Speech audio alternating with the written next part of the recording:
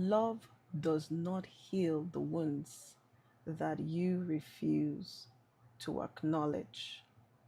Hi, and welcome again to another awesome episode of Growth with Abisola. And in this series, we've been looking at healing, we've been looking at alignment, and we've been looking at building healthy relationships. I hope you have been watching and joining us from the beginning of the series. And if you haven't been, if this is your first time, you are welcome. Welcome to this live session. And if you're watching a replay, I want you to know that you are in the right place. Over the course of the month, we've been looking at relationships. The first video that we made concerning this topic of the subject of the heart centered around the first and the most important relationship that anyone will ever have, and that's the relationship with yourself. That's because the relationship you have with yourself will determine the extent or strength or the weakness of the other relationships that you'll ever have.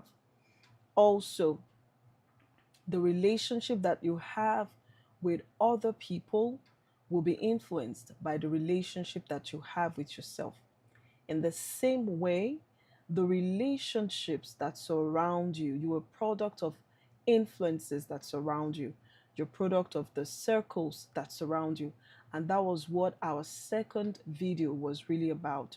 You're a product of your family orientation patterns in your family.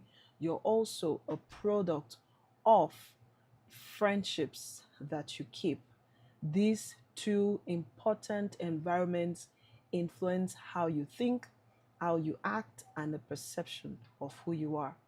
Absolute truth is that even if you're born again, you're a Christian, you're a child of God, your environment still influences your mind. Your spirit is born again, yes, but the mind still needs a lot of working to do. And today we're going to be talking about love. Somebody say love. Yes, love, romance, and attachment. And um, today it's going to be a very vulnerable space where we share um, on this attachments that influence how we bond and how we love. Let me start with a very simple question, and I want you to be honest with me. Have you ever loved deeply and still felt unseen? Can you type your comments in the chat? Yes, no, maybe. Yes, maybe you haven't um, loved deeply and felt unseen, and I want to congratulate you for that. That's amazing. One of the things that documenting and coming on live, pushing myself beyond my boundaries of comfort has done for me is also been to help me learn and unlearn in this journey of um, the matter of the heart and relationship and growth. So if you're here, you're not alone. Don't This is not a blame game. We're not here to blame you for the past relationships you have had. We're not here to blame your exes, your partners, your spouses for the harm and the hurt that they caused you. And we're not here to blame you for the choices that you have made. However, there is one thing that you're responsible for. You're responsible for how you allow your attachments, relationships that you've had in the past to shape the person that you are become or that you are becoming. All right. So these are the types of conversations that we have in my community. I have a community that I run on school, and you will see the description of the link to the school community in the description. And this community is a place where no one feels judged. It's an absolutely safe space for everyone who hasn't even figured out life for themselves. So if you want to be a part of a growth community where we're aiming towards growth and not perfection, you're very welcome to join us on the school platform. Just type in school.com/grow with Abisola Olabisi and let's grow together. Having said that, let's understand why love sometimes feels confusing, why love sometimes feels painful, why it feels unstable. And to help us understand this, we need to name the dynamics that shape how we attach. My first disclaimer before I go into the video is to let you know that love itself does not hurt. After all, God is love. So love never hurts, but love hurts. The pain, the extent of pain we experience or joy we experience with love is dependent on who we are and the people that we choose to love. And in this equation is also the environment that you have been raised in, that you grew up in, the mindsets that you attracted on that journey or along that journey, and the same environment and the same factors that influence the person that we're bonding with, that we're connecting with. So, what is the first attachment style that affects a love relationship? The first attachment style that affects a love relationship is the avoidant attachment.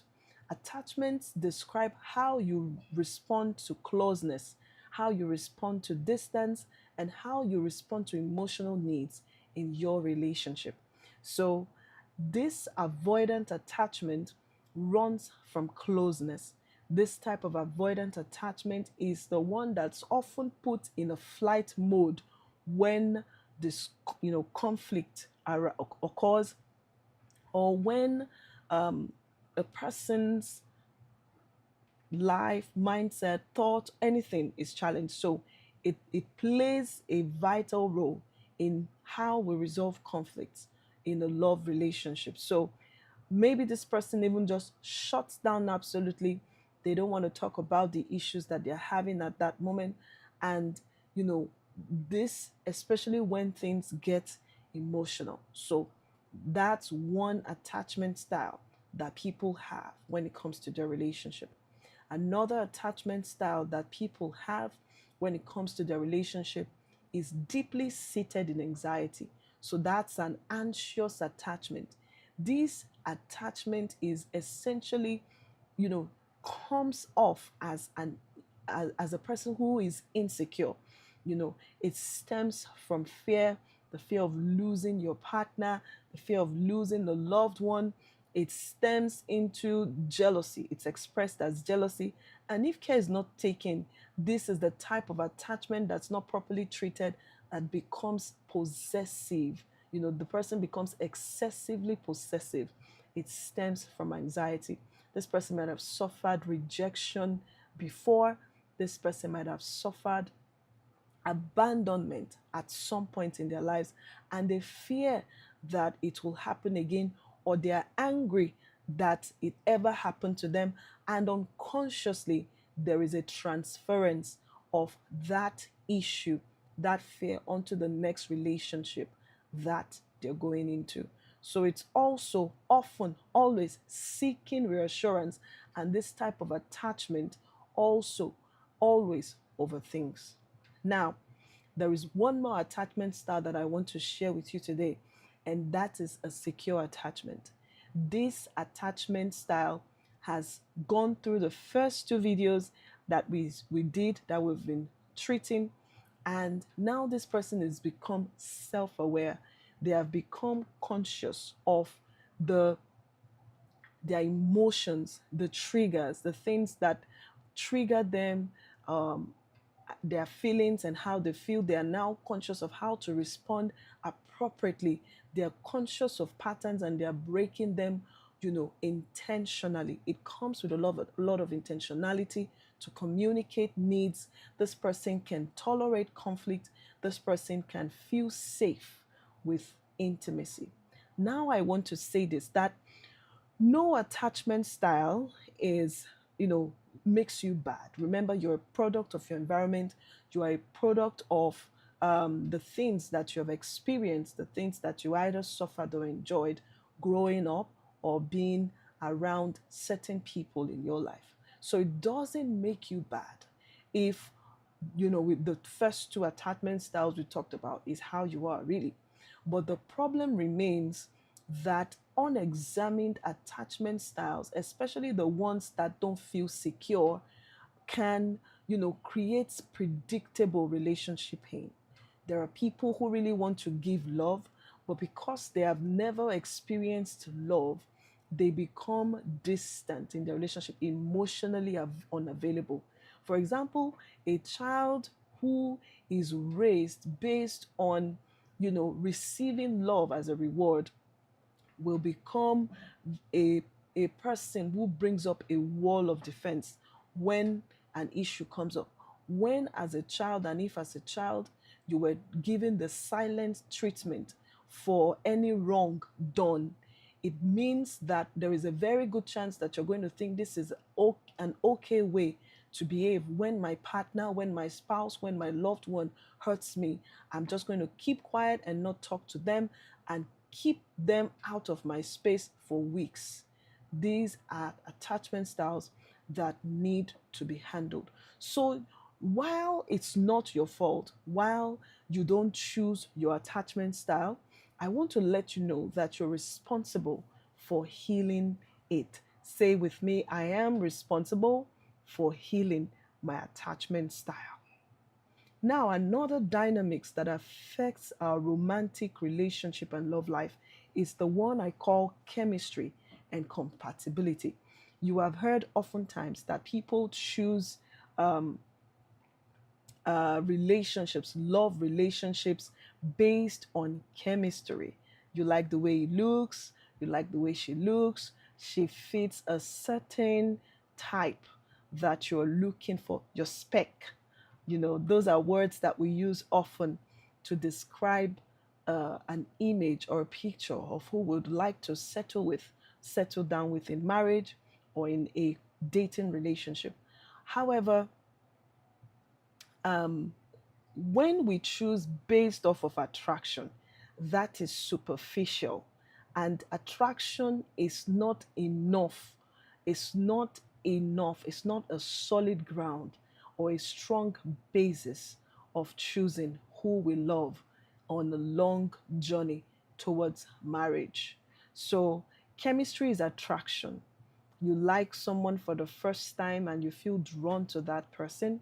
However, compatibility is alignment. When you are more compatible with your partner, there is a much more certainty or assurance of longevity in that relationship leading towards marriage. So now attraction can be instant, but it is alignment that really counts and takes time when both of you align. And when we talk about alignment, we're not talking about you both liking the same artists, singers, for example. That's not enough determining factor for alignment. Trauma bonds feel intense, however, it is unstable. If we choose someone based on the trauma that we have both experienced, for example, childhood trauma, experiences of how we were raised, it's not enough to choose a lifelong relationship because you have forgotten that when we become aware of traumatic experiences that we've gone through, it's important for us to heal first before we bond. All right? Heal first before you bond. So, let's talk about another dynamics that affects a love romantic relationship. That's communication patterns. It's important and it's one of the factors that influence and affect a love relationship. Now, communication is key. Communication is really vital when it comes to dating, when it comes to courtship, when it comes to marital relationship and how it thrives and grows. Now, how couples communicate really matters more than how much they love each other. You can love someone dearly, but if what you're about to say to her or to him comes off harsh, brutal, there is a very good chance you're going to damage, destroy, hurt the love in the process. That person, your partner, your spouse, will never see you as loving. They will never believe it when you say, I love you, because there is something fundamentally wrong with how you both communicate. So, silence and withdrawal is an example of a poor communication technique. Remember, I talked about that pattern before. If a person is growing up as a child and they were given the silence treatment, or even asked to face a naughty corner, which is like shamifying a child, there is a very good chance that your child or you have thought that that's a very good way to raise children, or or communicate with your partner. Sarcasm and defensiveness is also another way, another major problem. Sarcasm that causes a lot of emotional breakdown in relationships. Defensiveness, you haven't even heard what the partner said. You are rushing quickly to defend your position. Oftentimes, this comes off as people who don't listen. You're only listening to responding. You're not listening to address the hurt that your partner has raised. Once again, when two people are in communication, the first person to bring up the hurt is considered right. All right? We address the feelings leading towards the pain that you're experiencing before I bring up my reasons for the decision that I made. Another perfect example of a common pattern in communication is emotional shutdown. You just shut down, no response, nothing, no way to express the feelings that you've had. This pattern has a root in how the circles that you were you're springing from, friendship circles or family circles, in a place where you were not allowed to express your feelings, you were not allowed to share your thoughts in a respectable and a respectful way. There is a very good chance that that person will shut down when communicating in their love relationship. Now I want to ask you, do you listen to respond, or do you listen to understand? Have you ever caught yourself in a moment where you did not hear anything that your partner was trying to talk to you about or share with you? All you wanted to do was to defend your stance. I said this, I did this, and I did that. Guess what? Just before I came on live, I did that actually. I was too hasty. I was going ahead to respond to my partner rather than listening to understand why, setting up this meeting today or this conversation today was being a bit slow and taking so long. Guess what? I caught myself in the wheel of that rushing to defend myself. And I came back to that point of self awareness to say, you know what? You are right. Let's address the reasons for the feelings that I'm having right now. And that's what a journey towards the right direction looks like. On this channel, we're not coming here to say we're perfect. We are saying that we're work in progress. You are not behind, you are becoming. You are not behind, you are excelling and growing. So, another question that I want you to ask or answer is, do I feel safe expressing my needs, or do I minimize my needs? Unspoken expectations will create disappointments, and unexpressed needs will turn into resentment. Now, many people enter relationships carrying myths instead of wisdom. I want to encourage you to find right resources, especially faith based resources that teach the subject of relationship and marriage from a God mind perspective, from what was in the mind of God when God said, it is not good for man to be alone. Find resources that help you to get the right wisdom that leads and that will lead you to a healthy relationship or healthy relationships. Now, love should be effortless. It doesn't take a rocket science to love and be in love. If Don't ever say if they love me, they'll change. That's one myth that you must never carry into any dating relationship. People don't change because they love you. That's a bomb right there, right? People change because they see a need to change. So if you have a comment or two or question regarding what I just said, why don't you put it in the comment section and we'll address it in our next video. Now, marriage fixes broken patterns. That's also a myth. You don't go into marriage or relationship expecting your partner to fix you or expecting your partner to change you. That will be an absolute wrong stance on going into a dating relationship. But here's the truth: love does not erase patterns, it exposes patterns. All right. And that's why there's a very important thing that every one of us must do. We must first learn to grow, learn, unlearn, and relearn before we go into lifelong relationships. Love does not demand perfection, however, but it does require responsibility and accountability. So ask yourself these questions, and I want you to pause to analyze your partner. I want you to pause not to analyze your partner, but to reflect honestly on yourself. How do I react when I feel rejected? Do I chase? Do I withdraw? Or do I attack? Am I loving from wholeness or am I loving from fear? If you're journaling, please complete this sentence honestly.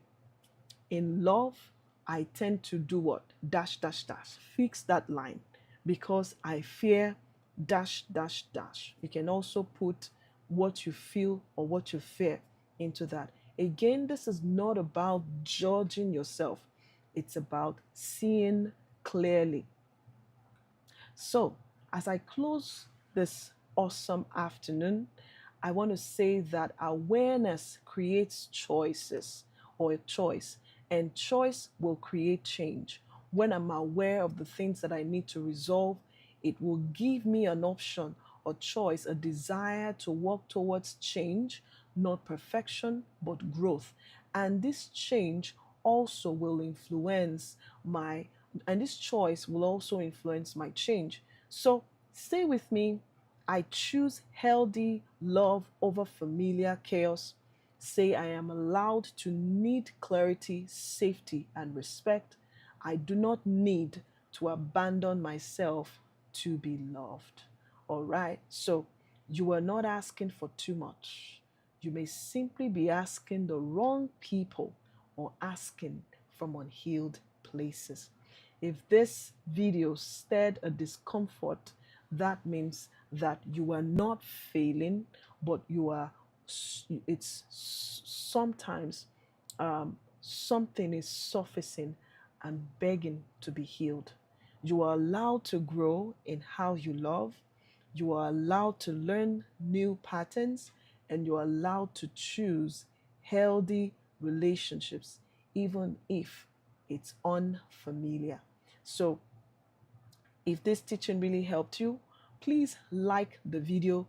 It helps it to get to as many people as yourself, like minded people as yourself, that will watch the video and get help through these videos. However, you can also share it with someone that's navigating love or relationship. What you can also do is to subscribe so that you don't miss the final session. All right. And then comment with one insight that stood out to you. Also, in our final session, we will look at the relationships and tie everything together. We're going to be looking at purpose, we're going to be looking at growth, and we're going to be looking at legacy. All right. Because the healthiest relationships are built by people who know where they're going. Thank you for staying present in this conversation, and I'll see you in session 4. Ciao. Bye.